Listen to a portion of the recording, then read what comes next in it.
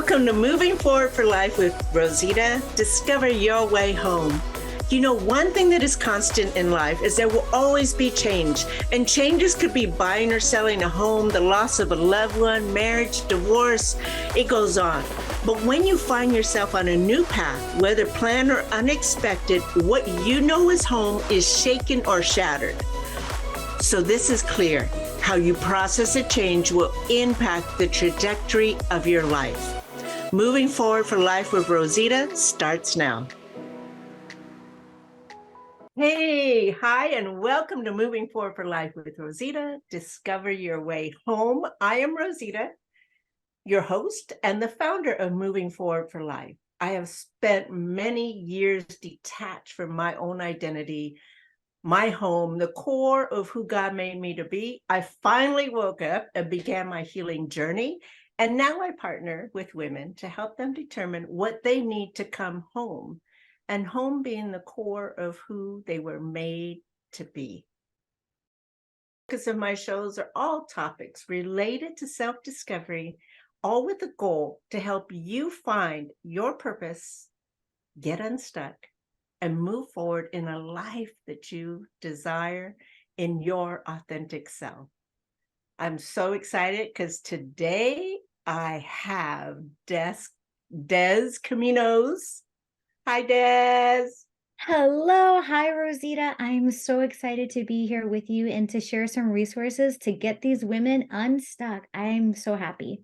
Yes. Now, Des is an embodiment life coach and an intuitive somatic healer, as well as the owner of the Interconnected Self. She'll give you more information about that later. We have so much to talk about because this is such a huge topic for me. I lived it for decades, and I'm so glad to see the younger generation of women so aware of what's going on.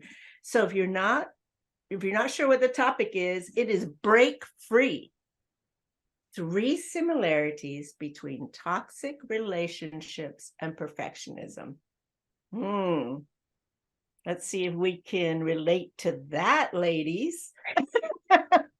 Now, no matter what stage you're in, where you're at in your relationship, or whether you know you're a perfectionist or somewhat a perfectionist, what Des is going to share is going to provide insight and tips to help you break free, whether you choose to do that today or in a couple weeks. It's all up to you, but you choose the trajectory of how your life is going to go. So Des, I noticed within the past 5 years, at least for me, I've noticed that there's a huge shift in awareness regarding perfectionism and toxic relationships, inner child healing, all that stuff. Because back in the day, like my mom, she, that generation group, toxic relationships were the norm. You just didn't talk about them, right? And I'm so glad to see how women today are aware. They're working on their self-care, their well-being, they're rediscovering their identity and participating in self, not in a selfish way, but in a much needed way for quality of life. So Des, let's get going on this. I'm so excited. Yes. Also, thank you so much for speaking to this kind of generational understanding and awareness of toxicity and perfectionism. I told my mom, like, yeah, I'm talking about toxic relationships and I'm telling her about it. And she's like, that's just how it is. And so I think that that's sometimes we get so used to this life of toxic relationships that it doesn't look toxic to us because we grew up with it. So it feels so normal. And the same with perfectionism. Perfectionism can really come off as this feeling of, I'm so excited, I'm the overachiever, the all or nothing girl. And for me, like, I didn't really know I was a perfectionist until I was looking at all the signs. So thank you so much, first and foremost, to speaking to those two things, because I think it's something that everyone can relate to. Yeah. People know someone who've been in a toxic relationship who were kind of making it small, saying it's not that bad. So thank you, Rosita, for speaking to all the women out there who are like, ooh, I'm there. I want to touch upon something that you said was, it was normal for a lot of us, especially in the baby boomer generation, right?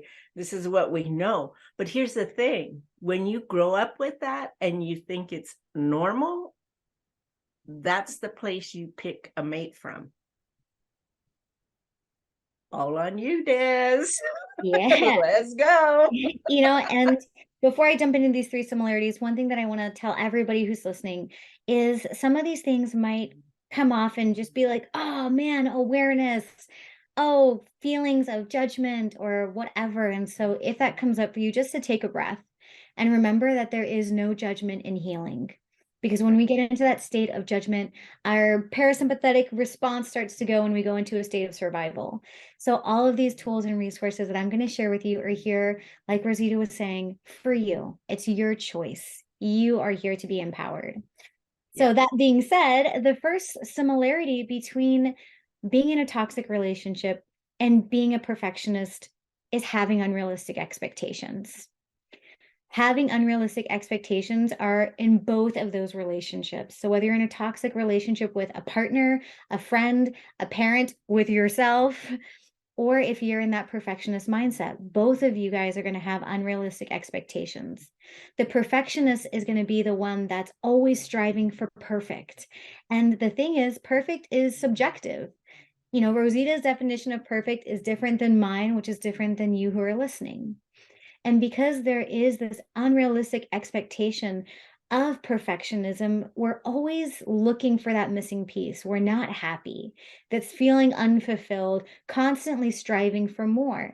And in that place of having unrealistic expectations, we're looking at all the things that we're putting out into the world with how they can be improved. Oh, it's not perfect. How can I make it better? So that criticism can kind of come in there as well, constantly criticizing yourself because you're not meeting your unrealistic expectations.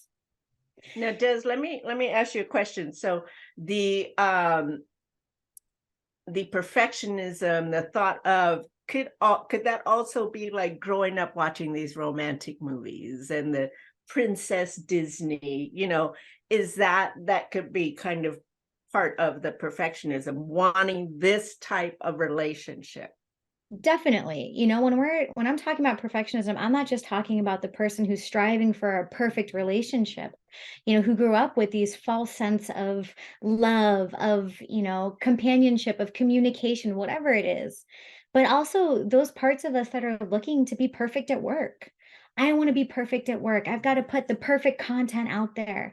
I have to have the perfect relationship with my daughter. I have to have the perfect relationship, whatever. And so it's really in all of those states of being in a perfectionist mindset where it's just looking at all the things that you're doing from that sense of how can it be improved. So you have this unrealistic expectation of what you're meant to be. I've got to be the perfect wife. I've got to be the perfect mother. I've got to be the perfect businesswoman. Next thing you know, we're just slowly getting crumpled by all of the stacking expectations. And how that same unrealistic expectation can show up in toxic relationships is if you've ever been in a relationship with someone who holds you to unrealistic expectations, then you can be relating to this as well. Perfectionists hold themselves to unrealistic expectations, and toxic partners, toxic family members tend to hold those people that they're being toxic towards in that same light of unrealistic expectations. You need to be dressing like this. You need to be doing this. Why is dinner not ready at 6 o'clock? You're meant to be, a woman in the street and a freak in the bed. It's all of these ideas of unrealistic expectations that show up in both of the mindsets. Toxic partners have unrealistic expectations. Perfectionists have unrealistic expectations of themselves. That's good. That's good. So number one is unrealistic expectations. Mm-hmm. And the second one is lack of boundaries. Yep, boundaries, the B word. And the thing is, you know, coming back to perfectionists have a really difficult time maintaining boundaries within themselves. The perfectionist is the one who's like, I'm going to spend 20 minutes on this project, cut to 5 hours later because they want it to be perfect. They're the ones who are saying, I can't help but work home with me because I can't maintain that boundary of work versus profession or, personal life. Right. Because you can't maintain those lack of boundaries, it's always constantly being inundated with all of these areas of your life that you're thinking about.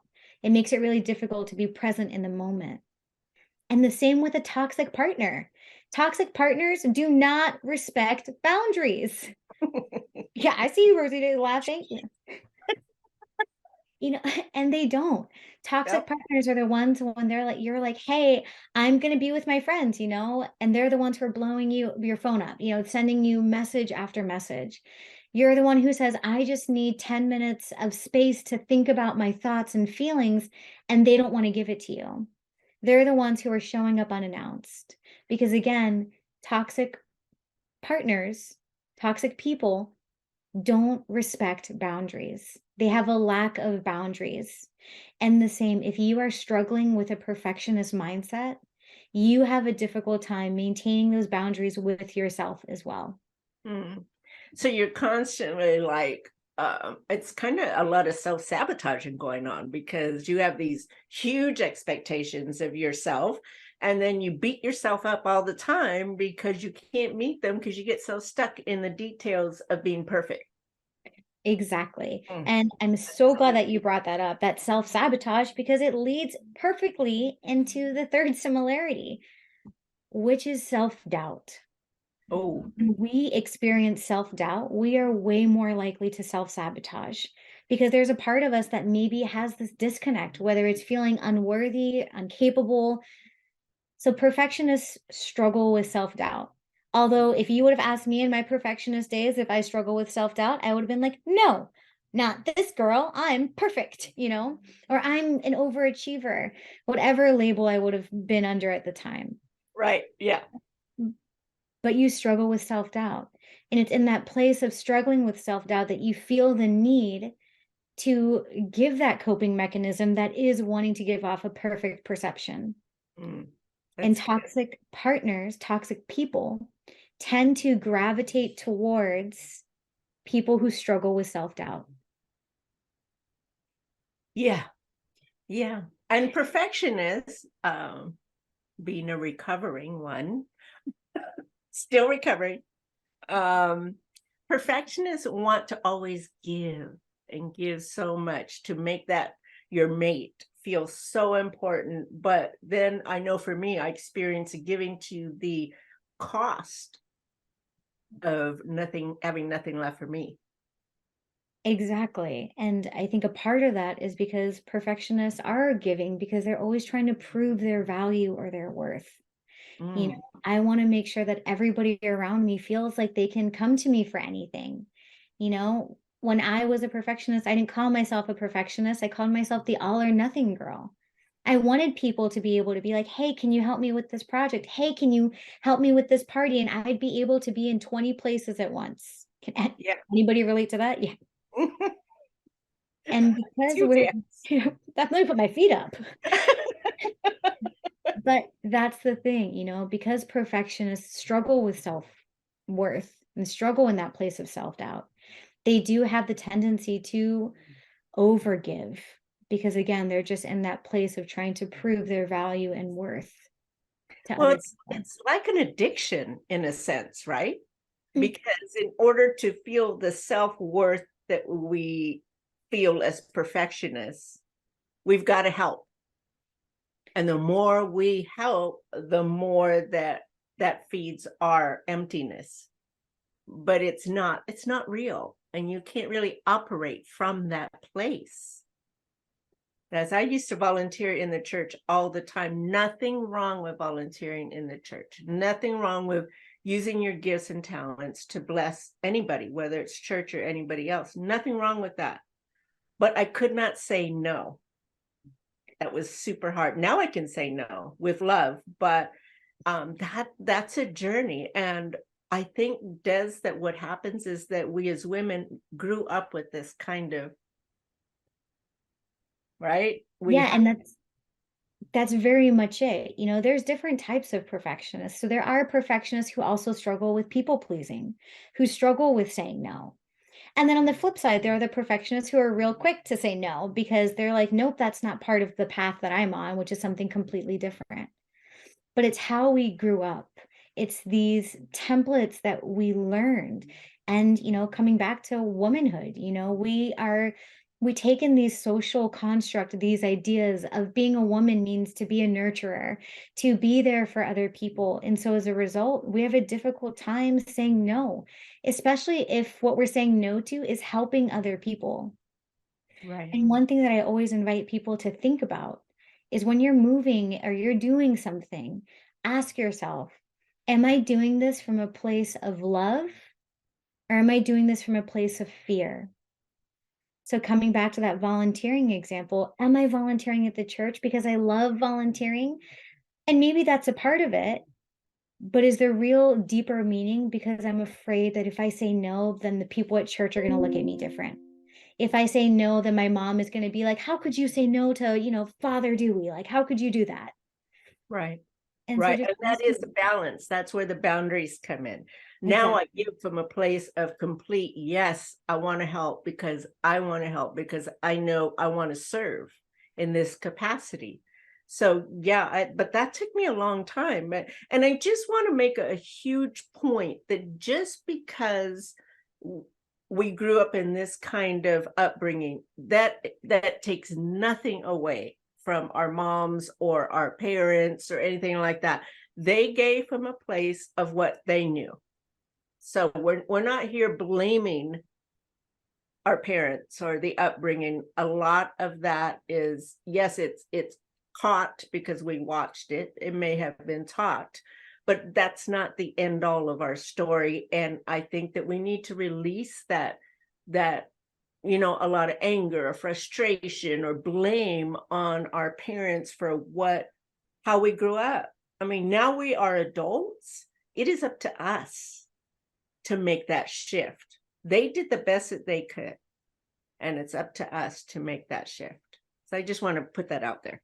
Yes, and I'm so glad you did because, we are talking about these templates, and it's so easy for us to feel, guilty, like when, "Oh, I don't it's not my parents' fault," and then we kind of get into the spiral of feeling guilt or shame, or the other side, we get angry and resentful because our parents didn't give us the template that we deserved.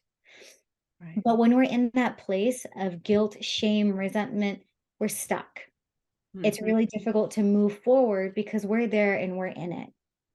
So I love that you're talking about that choice, that free will. Now that you know that you have this template, what are you going to choose to do? That's the key. That's the key because nobody can make a shift in you but you.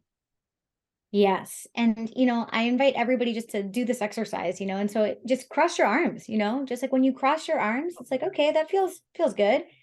Now do it the other way, putting the opposite arm on top. Feels a little weird, right? A little uncomfortable. And I always invite people to think about this experience because who taught you how to cross your arms? Your parents? Or did you just kind of learn this from the people around you? Yeah. It's probably more caught than Exactly. And so it's really easy for us to be like, "Oh, I'm blaming my parents for this," but maybe it was your parents, maybe it was a combination of your parents and Disney movies and other stuff. And in that process of choosing to do something different, like crossing your arms the opposite way, it's going to feel uncomfortable. It's going to feel awkward. But the reason that it feels awkward is because it's new. right. Just something that came to mind when you were, trying to switch the arm crossing, which is being closed off. I just want to challenge people to switch it from the arm crossing to the hugging. That's Mhm. uncomfortable too. But a lot of times when we're alone in our own perfectionism, in our own pity party, I call it, right? And those are okay to have. Just don't stay there, girl. Don't stay there. Have a moment and move on.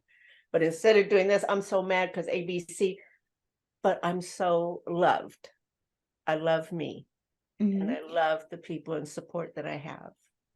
And the one thing that I'll say too is like those hugs can be so amazing and so soothing. I know you kind of mentioned very briefly in the beginning inner child, but I also want to let people know that if you're hugging yourself and you don't like it, that's okay because maybe that's not for you. A lot of times people who have had painful experiences or trauma, sometimes those self hugs can put people in more in a state of panic because it triggers them. And so whatever it is that you need to soothe, like Rosita is saying, to remind yourself that, okay, I'm in the pity party, like I've been down here, but now I'm going to get up and I'm going to choose to take action and do something different. Find what soothes you. Maybe it's a self hug. Maybe it's a bath. Maybe it's punching a pillow. No judgment, remember. Yeah. Yeah. And it's okay to go get therapy or counseling, or just start the journey. If it's about being in group coaching or group, just different groups for helping you through boundaries or whatever it is, the point is you're self-aware now. So take the steps and choose you to get to your healing path. And everybody has a different path. Wouldn't you agree, Des? Oh, yeah, definitely. And, like you're saying, awareness is beautiful and it's amazing and it can be so transformational, but only if it comes with action. Only if it comes with action. And sometimes taking action can be really, really scary.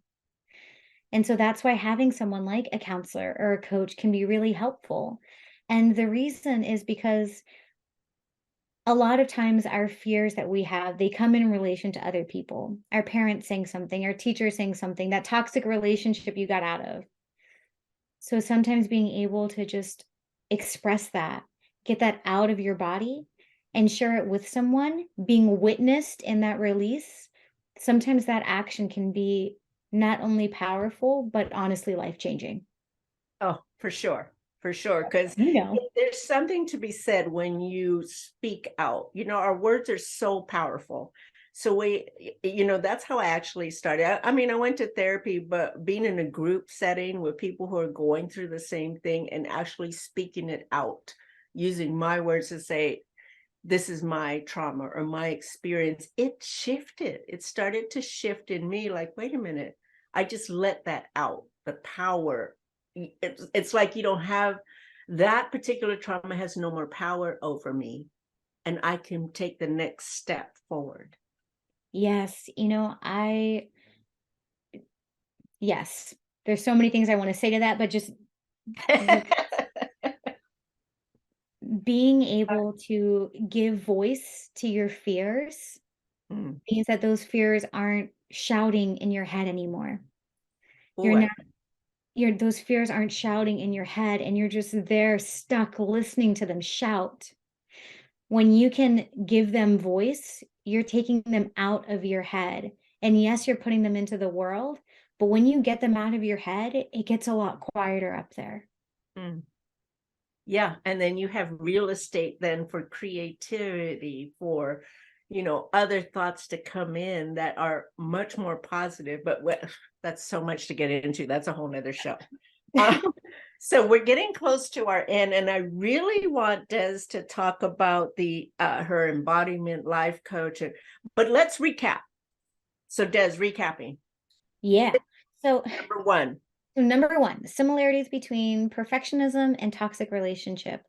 The first similarity is having unrealistic expectations. So having unrealistic expectations of yourself or a toxic partner having unrealistic expectations of you. The second similarity between the two is a lack of boundaries. So perfectionists struggle with boundaries for themselves, and a toxic partner really does not respect the boundaries of their partner. And the third similarity is just self-doubt. Perfectionists struggling with self-doubt internally, and a toxic partner is going to gravitate towards someone who does experience self-doubt because it makes it easier for them to take advantage and weaponize that self-doubt against that person. Yeah. Mm. Yes. Wow, that was a great 3 tips in a short amount of time. And I want to let's then talk about your what is an embodiment life coach? Let's start with that. Yeah, so an embodiment life coach, the way that I work is I work a lot with the body. And so really getting you to that deeper understanding of what is it that's happening in your body. So that way when you experience these emotional triggers, you're not reacting from a place of pain or fear, you're responding from that place of authenticity. And so Mm. an embodiment life coach is really going to help you drop out of the analytical mind and back into the wisdom and safety of your body. Oh, I love that. And then this intuitive somatic healer. What is that? Oh yeah, bringing that back up. So a lot of, because a lot of what I do is with the body. So I do a lot of somatic therapy. So again, exploring where the body holds our memories and traumas. You know, the Oh, body is like a beautiful detailed map of the subconscious mind. So even though you can't remember that time that teacher said you weren't, going to make it in the world, your body does, and it's stored there. So I mm. ended up getting into somatics and somatic therapy and somatic healing. So that way, not only can we help move these traumas in the body, but we can actually start to change and shift that energy to release pain. So a lot of my clients come to me with physical problems like lower back pain, migraines, tight shoulders. And one thing that we do in the place of embodiment is I bring in this deeper somatic healing experience to process the body, so to alleviate a lot of that physical pain. I love that. Now, how can people get in contact with you? Yeah, so for anybody who wants to find me, my website is theinterconnectedself.com, and that is a company that I own. And on social media, you can find me directly at Des Caminos. And so I'm on Facebook and Instagram, and I even have a private women's community called Women of Wisdom. Oh, I love that. Hmm. So we are at the end of our time. Des, thank you so much for being a guest on my podcast. I really enjoyed having you here. And I'd like to invite you back to do maybe some more in-depth somatic healer type Mm, stuff. yeah, I would love that. I'm always down to invite people into experiences of the body because we live in a loud world. Yeah, I like that. It is loud. Sometimes it's just loud within ourselves. You're telling me this thing does not stop up here. Thank you guys so much. Go to my website, movingforwardforlife.com, for resources, free products, lots of stuff going on there. I can't even begin to mention everything, but come join us in either one of our websites. We are here. Our hearts are here to help you and to bring awareness and help you get on a path of healing. Now, my last quote is, choosing the trajectory of your life is within your reach. You have the choice. Thank you so much. Bye, Des. Bye. To Moving Forward for Life with Rosita, discover your way home. Through my own personal healing journey, I've come out stronger and braver. I know firsthand how hard, how lonely, and heartbreaking it is to continually live in pain. As we work together, you will discover the good, the bad, and the not so pretty parts of yourself so you can uncover the fabulous in you. Discover what you need to come home, whether that's a physical home or the home in you. Join me every second and fourth Friday at 12:30 p.m. Pacific.